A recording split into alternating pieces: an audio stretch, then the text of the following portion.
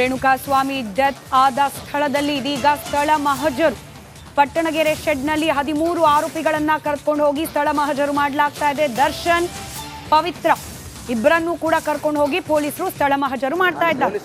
13 ಆರೋಪಿಗಳ ಸಮ್ಮುಖದಲ್ಲಿ ಸ್ಥಳ ಮಹಜರು ಪ್ರಕ್ರಿಯೆ ಆಗ್ತಾ ಇದೆ. ದೃಶ್ಯದಲ್ಲಿ ಗಮನಿಸ್ತಾ ಇದ್ದೀರಿ, ಇದೇ ಜಾಗದಲ್ಲಿ ನೀವೇನ್ ಗಮನಿಸ್ತಾ ಇದ್ದೀರಿ, ಇದೇ ಶೆಡ್ನ ಒಳಗೆ ರೇಣುಕಾಸ್ವಾಮಿಯನ್ನ ಕೂಡ್ ಹಾಕಿ ಚಿತ್ರಹಿಂಸೆಯನ್ನ ಕೊಟ್ಟು ಆತ ನರಳಿ ಸಾಯುವಂತೆ ಮಾಡಲಾಗಿದೆ ಅನ್ನೋ ಆರೋಪ.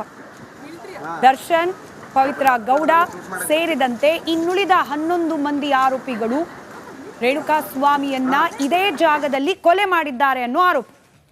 ಇದೀಗ ಇದೇ ವಿಚಾರಕ್ಕೆ ಸಂಬಂಧಪಟ್ಟಂತೆ ಸ್ಥಳ ಮಹಜರು ಪ್ರಕ್ರಿಯೆ ನಡೀತಾ ಇದೆ. ದೃಶ್ಯದಲ್ಲಿ ನೀವು ಗಮನಿಸ್ತಾ ಇರೋದು ಪಟ್ಟಣಗೆರೆಯ ಶೆಡ್. ಇದೇ ಶೆಡ್ನಲ್ಲಿ ರೇಣುಕಾಸ್ವಾಮಿಯನ್ನ ಇರಿಸಲಾಗಿತ್ತು. ಇಲ್ಲೇನೆ ಆತನಿಗೆ ಹಿಂಸೆ ಕೊಡಲಾಗಿತ್ತು. ನಂತರದಲ್ಲಿ ಇಲ್ಲೇ ಆತ ಪ್ರಾಣ ಬಿಟ್ಟ ಅನ್ನೋ ಮಾಹಿತಿ ಸದ್ಯಕ್ಕೆ ಪೊಲೀಸ್ ಮೂಲಗಳಿಂದ ಲಭ್ಯವಾಗಿದೆ. ಇದೀಗ ಅದೇ ಜಾಗಕ್ಕೆ ಪೊಲೀಸರು ಕರ್ಕೊಂಡು ಹೋಗಿ ಸ್ಥಳ ಮಹಜರನ್ನ ಮಾಡಲಾಗ್ತಾ ಇದೆ. ಒಂದಷ್ಟು ಬೇಸಿಕ್ ಪ್ರಶ್ನೆಗಳನ್ನ ಕೇಳ್ತಾ ಹೋಗ್ತಾರೆ ಆರೋಪಿಗಳಿಗೆ. ಎಲ್ಲಿ ಕೂರಿಸಿದ್ರಿ, ಎಷ್ಟೊತ್ತಿದ್ದ, ಯಾರು ಹೇಗೆ ಹೊಡೆದ್ರು, ಆ ನಂತರದಲ್ಲಿ ಏನಾಯ್ತು, ಈ ರೀತಿಯಾಗಿ ಪ್ರಶ್ನೆಗಳನ್ನ ಪೊಲೀಸರು ಕೇಳ್ತಾರೆ. ಆದರೆ ಅದಕ್ಕೆ ಉತ್ತರ ಎಷ್ಟು ಸಮಂಜಸವಾಗಿ ಅಥವಾ ಸತ್ಯಕ್ಕೆ ಹತ್ತಿರವಾಗಿ ಉತ್ತರವನ್ನ ಕೊಡ್ತಾರೆ ಆರೋಪಿಗಳು, ಅದ್ರ ಬಗ್ಗೆ ಮಾಹಿತಿ ಇಲ್ಲ. ಸದ್ಯಕ್ಕೆ ದೃಶ್ಯದಲ್ಲಿ ಗಮನಿಸ್ತಾ ಇದ್ದೀರಿ, ಪಟ್ಟಣಗೆರೆಯ ಶೆಡ್ ಇದೇ ಜಾಗದಲ್ಲಿ ಇದೀಗ ಸ್ಥಳ ಮಹಜರು ಪ್ರಕ್ರಿಯೆ ಆಗ್ತಾ ಇದೆ. ಇದಕ್ಕಿಂತ ಕೆಲವೇ ಕ್ಷಣಗಳ ಮುಂಚೆ ಸುಮ್ಮನಹಳ್ಳಿಯ ರಾಜಕಾಲುವೆ ಬಳಿಯಲ್ಲೂ ಕೂಡ ಸ್ಪಾಟ್ ಮಹಜರಾಗಿತ್ತು. ಆದರೆ ಅಲ್ಲಿಗೆ ದರ್ಶನ್ ಹಾಗೆ ಪವಿತ್ರರನ್ನ ಕರ್ಕೊಂಡು ಹೋಗಿರ್ಲಿಲ್ಲ. ಈಗ 13 ಮಂದಿ ಆರೋಪಿಗಳ ಸಮ್ಮುಖದಲ್ಲಿ ಅಂದ್ರೆ ಅವರನ್ನ ಕರ್ಕೊಂಡು ಹೋಗಿ ಪೊಲೀಸರು ಸ್ಪಾಟ್ ಮಹಜರು ಮಾಡಿಸ್ತಿದ್ದಾರೆ.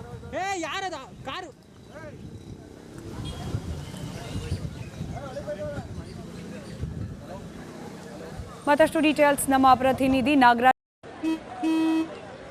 ನಡಿ, ಈಗ ಶುರು ಮಾಡೋಣ.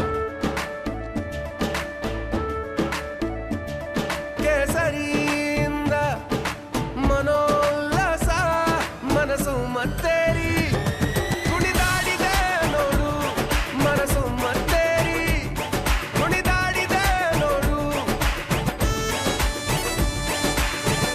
ಕ್ಷಣ ಕ್ಷಣವೂ ಆಚರಿಸಿ ಕೇಸರಿ ಹಬ್ಬ. ವಿಮಲ್ ಬಾಯಲ್ಲಿ ಹೇಳಿ ಕೇಸರಿ ನೀಡ್ತಾ ಹೋಗ್ತಾರೆ. ದೂರವಾಣಿ ಸಂಪರ್ಕದಲ್ಲಿದ್ದಾರೆ ನಾಗರಾಜ. ಕೊಲೆ ಅಂತ ಗಂಭೀರ ಆರೋಪ ಬಂದ ಸಂದರ್ಭದಲ್ಲಿ ಎಲ್ಲಾ ಆರೋಪಿಗಳು ಕೂಡ ಫೇಸ್ ಮಾಡಲೇಬೇಕಾದ ಕಾನೂನಾತ್ಮಕ ಪ್ರಕ್ರಿಯೆ. ದರ್ಶನ್ ಅಂತ ಹೇಳಿ ಸ್ಪೆಷಲ್ ಆಗಿ ಏನು ಕ್ರಮಗಳನ್ನ ಕನ್ಸೆಷನ್ ಕೊಡೋ ರೀತಿಯಲ್ಲಿ ಇರೋದಿಲ್ಲ ಪೊಲೀಸ್ ವ್ಯವಸ್ಥೆಯಲ್ಲಿ. ಇವಾಗ ಅದಾಗ್ತಾ ಇದೆಯಾ, ಹೇಗಾಗ್ತಾ ಇದೆ ಸ್ಪಾಟ್ ಮಹಜರು? ಖಂಡಿತ ಸ್ಮಿತಾ, ಏನು ಭಾರತೀಯ ಕಾನೂನಲ್ಲಿ ಯಾರೇ ಆದ್ರೂ ಸಹ ಒಂದೇ ಕಾನೂನು ಅಡಿಯಲ್ಲಿ ಎಲ್ರಿಗೂ ಒಂದೇ ಕಾನೂನು ಅನ್ನೋದು ಪೊಲೀಸರು ತೋರಿಸ್ತಾ ಇರ್ತಕ್ಕಂಥದ್ದು. ನಟ ದರ್ಶನ್ ಸೇರಿದಂತೆ 13 ಜನ ಆರೋಪಿಗಳನ್ನ ಕರೆದುಕೊಂಡು ಬಂದು ಒಂದು ಏನು ಕೊಲೆ ನಡೆದಿತ್ತು, ಅಲ್ಲೇ ನಡೆದಿತ್ತು, ಚಿತ್ರಹಿಂಸೆ ಕೊಟ್ಟಿದ್ರು ರೇಣುಕಾಸ್ವಾಮಿಗೆ, ಆ ಒಂದು ಸ್ಥಳದಲ್ಲಿ ಸ್ಥಳ ಮಹಜರನ್ನ ನಡೆಸ್ತಾ ಇರ್ತಕ್ಕಂಥದ್ದು. ಇಲ್ಲಿ ಪ್ರಮುಖವಾಗಿ ಈ ಸ್ಥಳ ಮಹಜರು ಪ್ರಾಮುಖ್ಯತೆ ಏನು ಅಂತಂದ್ರೆ, ನ್ಯಾಯಾಧೀಶರ ನ್ಯಾಯಾಲಯಕ್ಕೆ ಒಂದು ಚಾರ್ಜ್ ಶೀಟ್ ಸಲ್ಲಿಕೆ ಮಾಡಬೇಕಾದ್ರೆ ಆರೋಪಿಗಳು ಈ ಒಂದು ಸ್ಥಳವನ್ನ ತೋರಿಸಿದ್ರು ಅನ್ನೋದ್ರ ಬಗ್ಗೆ ಆರೋಪಿಗಳ ಸಮ್ಮುಖದಲ್ಲಿ ತಂದು ಮಹಜರು ಮಾಡಿರೋದಕ್ಕೆ ಒಂದು ಮಹಜರ್ ಕಾಪಿಯನ್ನ ಚಾರ್ಜ್ ಶೀಟ್ ನಲ್ಲಿ ಸಲ್ಲಿಕೆ ಮಾಡಬೇಕು. ಜೊತೆಗೆ ಇಲ್ಲಿ ಪ್ರಮುಖವಾಗಿ FSL ತಂಡ ಇದೆ, ಮತ್ತೆ ಸೂಕೋ ಏನು ಸೀನ್ ಆಫ್ ಕ್ರೈಮ್ ಆಫೀಸರ್ಸ್ ತಂಡ, ಒಂದು ತಂಡ ಇಲ್ಲೇ ಇರ್ತಕ್ಕಂಥದ್ದು. ಇಲ್ಲಿ ಪ್ರಮುಖ ಇಲ್ಲಿ ಆ ಎರಡೂ ತಂಡಗಳ ಸಮ್ಮುಖದಲ್ಲಿ ಮಹಜರ ಮಾಡ್ಲಿಕ್ಕೆ ಪ್ರಮುಖ ಕಾರಣ ಏನಂತಂದ್ರೆ, ಏನು ಈ ಒಂದು ಕೆಲವೊಂದು ವಾಹನಗಳನ್ನ, ಹಳೆ ವಾಹನಗಳನ್ನ ನಿಲ್ಲಿಸಿರ್ತಕ್ಕಂಥ ಶೆಡ್ ಆಗಿರೋದ್ರಿಂದ ಇಲ್ಲಿ ಕೆಲವೊಂದು ಕಬ್ಬಿಣದ ವಸ್ತುಗಳನ್ನ ತೆಗೆದುಕೊಂಡು ಅಲ್ಲೇ ಮಾಡಿರೋ ಸಾಧ್ಯತೆಗಳಿದೆ. ಹಾಗಾಗಿ ಯಾವ ವಸ್ತುಗಳಿಂದ ಅಲ್ಲೇ ಮಾಡಿದ್ರಿ ಅಂತ ಹೇಳಿ ಅಲ್ಲೇ ಆರೋಪಿಗಳನ್ನ ಕೇಳಿ ಆ ಒಂದು ವಸ್ತುಗಳನ್ನ ಸೆಕ್ಯೂರ್ ಮಾಡುವಂಥದ್ದು, ಮತ್ತೆ ಅವುಗಳ ಮೇಲೆ ಏನಾದ್ರು ಫಿಂಗರ್ ಪ್ರಿಂಟ್ ಇದ್ರೆ ಅವುಗಳನ್ನ ಸಂಗ್ರಹಿಸೋದಕ್ಕೆ FSL ಮತ್ತೆ ಸೂಕೋ ತಂಡಗಳು ಇಲ್ಲೇ ಇರ್ತಕ್ಕಂಥದ್ದು. ಈ ನಿಟ್ಟಿನಲ್ಲಿ ಒಂದು ದೀರ್ಘವಾದ ಮತ್ತೆ ಅಷ್ಟೇ ವಿಸ್ತಾರವಾದಂತಹ ಒಂದು ಮಹಜರು ಪ್ರಕ್ರಿಯೆಯಲ್ಲಿ ಆರಂಭ ಆಗಿರ್ತಕ್ಕಂಥದ್ದು. ಮೊದಲಿಗೆ ಏನು 4 ಜನ ಆರೋಪಿಗಳನ್ನ ಸುಮನಹಳ್ಳಿ ಒಂದು ರಾಜಕಾಲುವೆ ಬಳಿ ಕರೆದುಕೊಂಡಿದ್ರು. ಆ 4 ಜನ ಆರೋಪಿಗಳು ಈ ಒಂದು ಶೆಡ್ ನಿಂದ ಶವವನ್ನ ತೆಗೆದುಕೊಂಡೋಗಿ ಅಲ್ಲಿ ಡಂಪ್ ಮಾಡಿದ್ರು.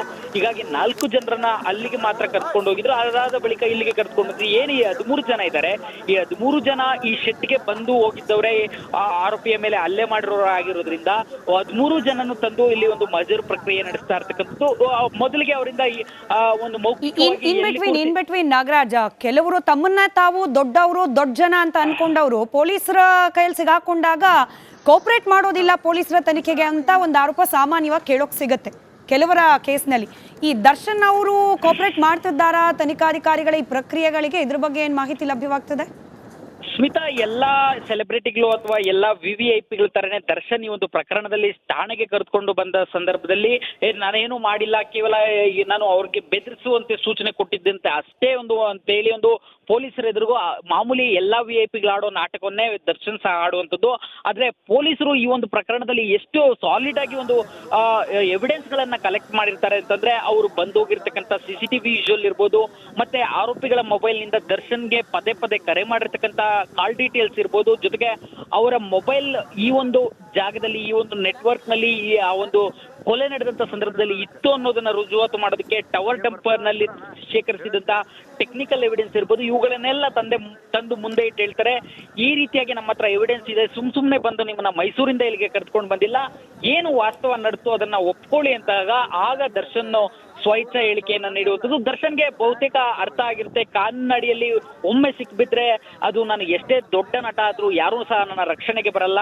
ಅವ್ರಿಗೆ ನೀವು ನೋಡ್ಬೋದು, ಸಾಕಷ್ಟು ಜನ ರಾಜಕಾರಣಿಗಳು ಅವರ ಜೊತೆ ನಿಕಟ ಸಂಪರ್ಕ ಹೊಂದಿದ್ರು, ಸಾಕಷ್ಟು ಆತ್ಮೀಯವಾಗಿ ಕಾಣಿಸ್ಕೊಳ್ತಿದ್ರು. ಆದ್ರೆ ಯಾರೊಬ್ರು ಸಹ ಇದುವರೆಗೂ ಠಾಣೆ ಅಧಿಕಾರಿಗಳಿಗೆ ಕರೆ ಮಾಡಿರೋದೇ ಆಗ್ಲಿ ಅಥವಾ ಠಾಣೆಗೆ ಯಾರನ್ನಾದ್ರೂ ಕಳಿಸಿರೋದಾಗ್ಲಿ ಯಾವುದೂ ಆಗಿಲ್ಲ.